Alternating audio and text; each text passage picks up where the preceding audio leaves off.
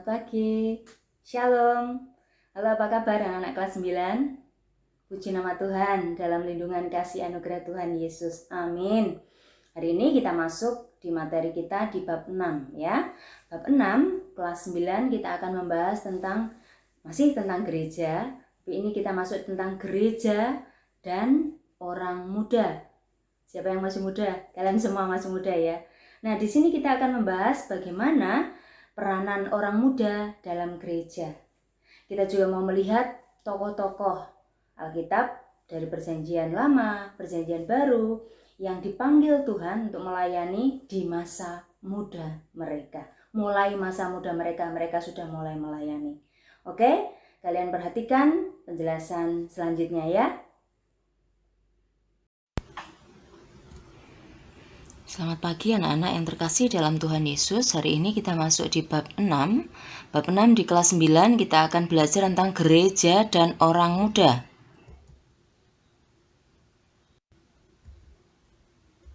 Tujuan pembelajaran, peserta didik dapat memahami pentingnya peranan orang muda bagi masa depan gereja.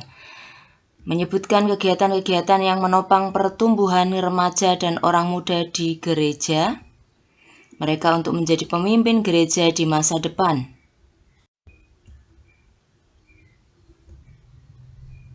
Mengevaluasi dengan kritis kegiatan-kegiatan yang ada di gereja mereka dan menilai sejauh mana kegiatan-kegiatan itu berguna bagi mereka.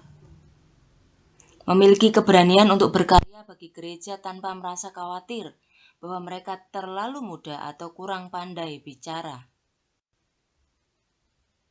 Menunjukkan sikap bertanggung jawab atas kepercayaan yang kecil-kecil yang diberikan kepada mereka sebelum mereka memperoleh kepercayaan yang lebih besar. Pandangan orang muda tentang gereja.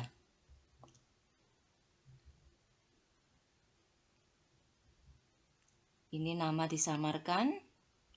Dia memiliki pandangan, gereja membosankan. Kamu mau nggak bayar karcis untuk nonton film yang membosankan? Yang lebih parah lagi, kamu mau nggak nonton film yang membosankan terus-menerus? Seminggu sekali. Begitulah yang aku rasakan dengan gereja.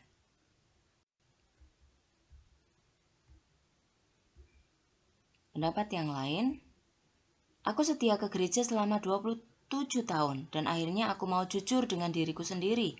Aku sama sekali tidak tertarik dengan kekristenan dan hanya pergi ke gereja karena takut masuk neraka. Ada enggak kemungkinan aku memuji Tuhan tanpa pergi ke gereja? Anak-anak yang terkasih dalam Tuhan Yesus, itu contoh kutipan-kutipan berasal dari orang-orang muda di negara barat. Tentu, kalau kita bicara di konteks Indonesia, ada hal-hal lain yang muncul dari pendapat mereka. Walaupun ada beberapa hal yang mungkin juga bisa menjadi sama. Dari apa yang kita lihat, dapat kita simpulkan bahwa banyak dari mereka yang tidak puas atau bosan dengan kegiatan di gereja. Kegiatan umumnya monoton. Itu saja. Ada pula yang merasa bahwa gereja tidak memberikan perhatian besar kepada orang muda. Ada lagi yang merasa bahwa gereja hanya memberitakan ancaman-ancaman hukuman neraka apabila mereka tidak ke gereja. Bahkan ada yang menyampaikan bahwa beberapa ajaran agama yang aku rasakan tidak berguna lagi. Ajaran agama tidak berguna lagi menurut sekali lagi pendapat mereka. Yang seharusnya kemerdekaan dalam Kristus melepaskan rasa takut. Jadi bukan tekanan ketika melakukan sesuatu karena takut masuk neraka. Mengikut Kristus berarti menciptakan dampak yang positif, membangun dan penuh dengan pemahaman tentang dunia. Dalam Alkitab, kita mau melihat tokoh yang dipanggil oleh Allah. Yang pertama adalah Daud. Allah memanggil Daud. Dalam Alkitab, kita banyak sekali menemukan orang muda yang berperanan penting dalam rencana-rencananya, termasuk Daud. Siapa saja nama-nama itu? Ada Yosua, ada Gideon dan Ehud. Ada Daud, yang salah satu contoh yang kita bahas di materi kita. Ada Timotius, ada Onesimus di Perjanjian Baru.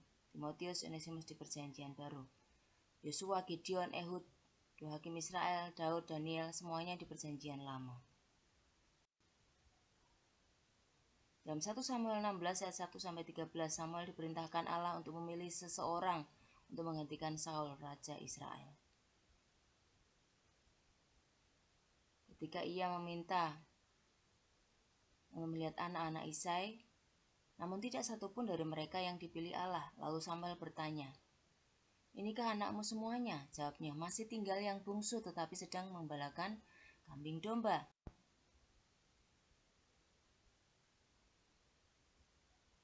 Kata Samuel pada Isai, "Suruhlah memanggil dia, sebab kita tidak akan duduk makan sebelum ia datang kemari." Kemudian disuruhnyalah menjemput dia. Ia kemerah-merahan, matanya indah dan parasnya elok. Lalu Tuhan berfirman, "Bangkitlah, urapilah dia, sebab inilah dia." Pilihan Allah sekali lagi. Anak-anak yang terkasih dalam Tuhan Yesus, kalau kita melihat tadi, pilihan Allah atas Daud sebetulnya aneh. Daud yang tampil di hadapan Samuel digambarkan wajahnya kemerah-merahan, matanya indah dan wajahnya elok, atau bisa dikatakan tampan. Penampilannya lebih mirip seperti seorang bintang film mungkin, sinetron.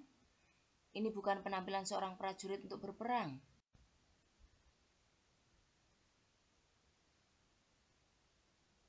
Pertanyaannya, mungkinkah Daud menjadi pemimpin bangsa Israel, termasuk menjadi panglima perang bangsa itu dalam menghadapi musuh-musuhnya? Pada kenyataannya, kelak kita melihat bahwa Daud ternyata sanggup mengalahkan musuh-musuh Israel. Yesus memanggil Andreas. Andreas adalah salah seorang murid Yesus yang pertama dijumpainya. Lalu apa respon Andreas? Ia memberitahu Simon bahwa ia sudah berjumpa dengan Mesias. Peranan penting lainnya ketika Yesus mengajar dan ada banyak orang mengikuti dan mendengarkan pengajarannya. Ketika waktu makan tiba, orang-orang tidak membawa bekal. Dalam keadaan itu, Andreas yang sudah dipilih datang kepada Yesus dan mengantarkan seorang anak kecil dengan bekalnya, 5 roti jelai dan 2 ikan. Anak-anak yang terkasih, dari contoh ini Andreas memainkan peranan dalam pelayanannya. Sekalipun kita melihat yang memiliki makanan adalah anak kecil, tapi paling tidak dia bisa mendapatkan anak itu dan akhirnya dibawa kepada Tuhan Yesus. Yang selanjutnya kita mengenal tokoh Paulus dan rekan-rekannya. Rasul Paulus adalah salah seorang tokoh penting dalam sejarah gereja. Ia bekerja keras dalam menyebarkan berita Injil di Asia Kecil. Namun ia tidak bekerja sendiri. Ia ditemani oleh sejumlah asistennya seperti Lukas, Barnabas, Lydia, Timotius. Tamanya jelas bahwa tugas pemberitaan Injil itu tidak mungkin ia kerjakan seorang diri, karena ia harus melakukan banyak sekali perjalanan. Selain itu, Paulus juga banyak melakukan bimbingan bagi jemaat-jemaat baru yang tersebar di berbagai wilayah di Timur Tengah, seperti di Galatia, Korintus, Efesus, Filipi, Galatia, Korintus, Efesus, Filipi, Kolose, dan lain-lain tempat. Timotius pada waktu itu termasuk paling muda. Itulah sebabnya Paulus memberikan nasihatnya kepada Timotius demikian. Janganlah seorang pun menganggap engkau rendah karena engkau muda. Jadilah teladan bagi orang-orang percaya dalam perkataanmu, dalam tingkah lakumu, dalam kasihmu, dalam kesetiaanmu, dan dalam kesucianmu. 1 Timotius 4 ayat 12.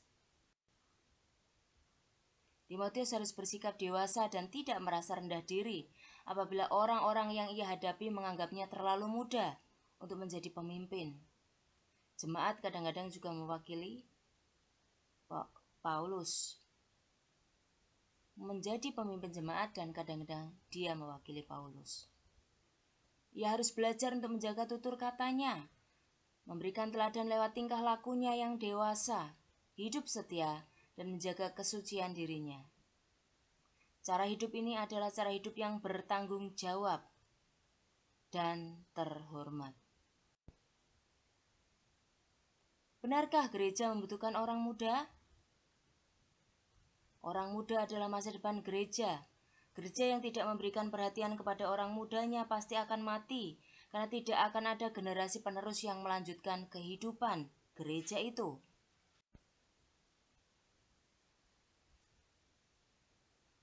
Gereja harus bersungguh-sungguh mempersiapkan orang-orang muda untuk menjadi generasi penerus di masa depan.